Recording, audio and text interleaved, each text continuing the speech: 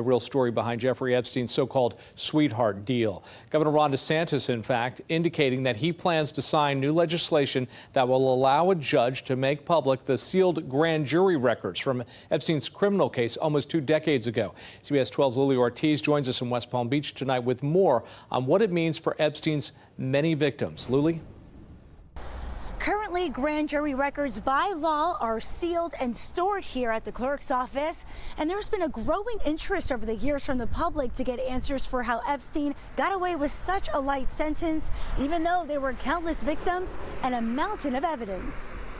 An overwhelming support from Florida lawmakers in the House and Senate passing a bill that could finally give answers for how Jeffrey Epstein got off easy in a 2006 grand jury case. The governor took to social media that he would sign the bill into law, agreeing the files related to Epstein's criminal activity should be made public. The legislation would allow normally sealed grand jury proceedings to be unsealed in certain cases like Epstein's. Senator Tina Polsky of Boca Raton, the sponsor of the bill, presenting it on the Senate floor in Tallahassee Wednesday. The public and the victims deserve to know if prosecutors steered the jury away from indicting Epstein on more severe charges. There is also compelling public need to know if the system worked or failed.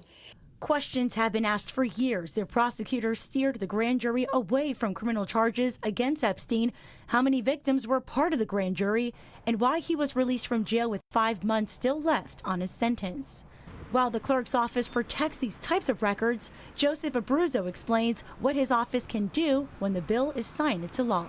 Which will allow our office to release the Jeffrey Epstein grand jury records per a court order. Somebody would have to petition the court. There's actually a court case there that would allow the current judge to send these records back to us and for us to release the records. And the new bill adds that similar records can be released if the subject of the grand jury inquiry is dead or if the investigation is related to sexual activity with a minor. This is an incredible day for victims. It's an incredible day for the public, especially for transparency and to shed some light on what happened in this grand jury, which allowed Jeffrey Epstein to continue to cause these heinous acts against young women. Attorney Spencer Kubin represented a few of Epstein's victims over the years. This is the biggest example of an absolutely dropped prosecution, a failure by the state attorney's office to effectively prosecute one of the worst sexual predators in the world.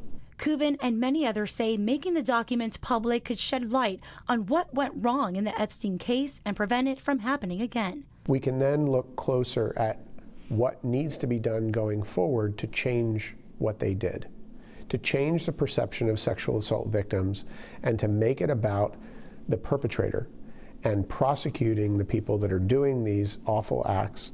And the measure would take effect in less than 5 months from now, but the judge overseeing a lawsuit to release those documents could make that happen much sooner.